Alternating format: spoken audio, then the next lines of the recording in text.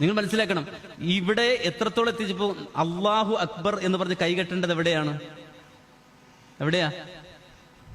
നെഞ്ചിലാണെന്ന് വാദപ്രതിവാദം നടത്തിയ ആൾക്കാരാണ് ആര്? മുജാഹിദുകൾ. എങ്ങനെയെങ്കിലും കെട്ടല, ഈ രൂപത്തിൽ എങ്ങനെയെങ്കിലും കിട്ടുന്ന പരിപാടിയാ അല്ല. മുജാഹിദുകളെ സംബന്ധിച്ചിടത്തോളം കണിശതയുണ്ട്. അതെന്താ? കെട്ടുകയാണെങ്കിൽ അത് നെഞ്ചിലായിരിക്കണം. അല്ലേ? നെഞ്ചിലാണ് കൈവെക്കുന്നത്. ആ ഹദീസ് സ്വഹീഹല്ല എന്ന് വാദിച്ചു വന്ന ആളുകൾക്ക് ഖണ്ഡനം എഴുതി മറുപടി പറഞ്ഞവരാണ് ആര്? വദഅഹുൽ യുംന അൽ യുസ്ര അലാ സദ്രിഹി. എവിടെയാ കെട്ടേണ്ടത്? സദർ, നെഞ്ചിന്മേലാണ് കൈവെക്കേണ്ടത്. മനസ്സിലായോ? അപ്പൊ ആ ഖണ്ഡനം പറഞ്ഞ് വാദപ്രതിവാദം നടത്തിയെന്ന് മാത്രമല്ല, ഏതാണ്ട് 10 മുജാഹിദ് പ്രസ്ഥാനത്തിൽ ആദ്യമുണ്ടായ പിളർപ്പിൽ വലിയൊരു വിഷയം തന്നെയായിരുന്നു. എന്ത് കൈകെട്ടുന്ന കാര്യത്തിൽ കണിശത വേണ്ടോ ഇല്ലെന്ന് ആ കാലഘട്ടത്തിൽ ചർച്ച ചെയ്ത ആളുകളാണ്.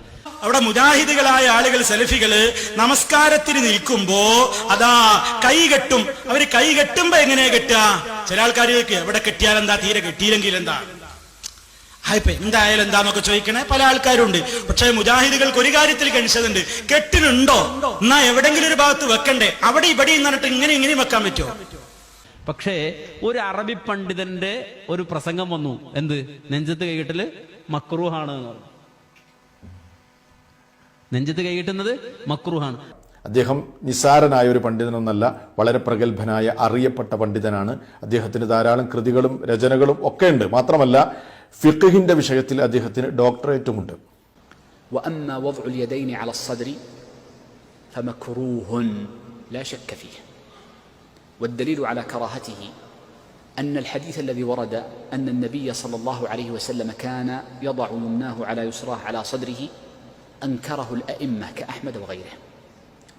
وعلى فرض تسليم صحة الحديث وقبوله فنقول إن المراد بالصدر هنا ما قابل الظهر، وليس المراد بالصدر ما قابل البطن، فيكون المراد بالصدر أي ما دون الصدر. ولذلك وردت عن السلف كراهية وضع اليدين على الصدر، قالوا لأن الذي يصلي وقد وضع يديه على صدره هي صلاة اليهود. فالسنة أن يكون دون الصدر، وأكمل السنة أن يكون تحت السرة، وعرفنا دليلها قبل قليل. അപ്പൊ എന്താ വിഷ്ടം? നേതാക്കളിൽ ഒരാൾ പ്രസംഗിച്ച മറുപടി പ്രസംഗത്തിൽ പറഞ്ഞത് ഇത് അമ്രും വാസിയാണ്, എവിടെയും കെട്ടാം പ്രസംഗിച്ചില്ലേ?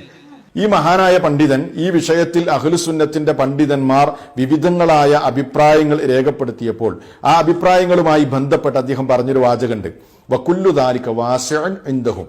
ഈ ഒരു വിഷയത്തിൽ പണ്ഡിതന്മാർക്കിടയിൽ വിശാലമായ കാഴ്ചപ്പാടാണ് ഉള്ളത് എന്ന്.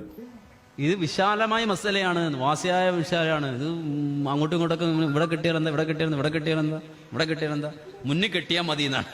ഇങ്ങനെ കെട്ടരുത്. അതായത് എവിടെ കൈവെക്കണം എന്ന വിഷയത്തിൽ ഒരു കടുംപിടുത്തമില്ല. ഇത് ശിർക്കും ഖുറാഫാത്തും ബിദ്അത്തും ഒക്കെ ചർച്ച ചെയ്യുകയും അതിൽ കർശനമായ സമീപനങ്ങൾ സ്വീകരിക്കുകയും ചെയ്യുന്നത് പോലെ അങ്ങോട്ടും ഇങ്ങോട്ടും തർക്കിക്കുകയും പ്രശ്നമുണ്ടാക്കുകയും ചെയ്യേണ്ട ഒരു വിഷയമല്ല. അതാണ് എന്ത് മുന്നിൽ കെട്ടുകയെന്ന്. എന്ത് അലാ സദ്രി എന്ന് വെച്ചാല് മുന്നിൽ കെട്ടുക എന്നാണ്. അത് മുന്നിൽ എവിടെയും കെട്ടുക എന്നുള്ള കോലത്തിലായി. എന്നാലോ അതിൽ തർക്കിക്കണോ? വേണ്ട. അതിൽ വേറെ എവിടെങ്കിലും കൈവെക്കുന്നവരെ അത് തെറ്റാണ് എന്ന് പറയാനോ അതിൽ ആശയക്കുഴപ്പങ്ങൾ ഉണ്ടാക്കാനോ അതിൽ നിൽക്കേണ്ടതില്ല. കാരണം പണ്ഡിതന്മാർ ഈ വിഷയത്തിൽ പറഞ്ഞത് എന്താണ്? വിശാലമായ കാഴ്ചപ്പാട് നൽകപ്പെട്ട വിഷയമാണ്, മുഖയ്യറാണ്. ഇഷ്ടമുള്ളത് എവിടെയാണോ ഓരോരുത്തർക്കും നല്ലതായി തോന്നുന്നത് അത് അവർ സ്വീകരിക്കട്ടെ എന്നാണ്. അത് അമ്രും വാസിയായി.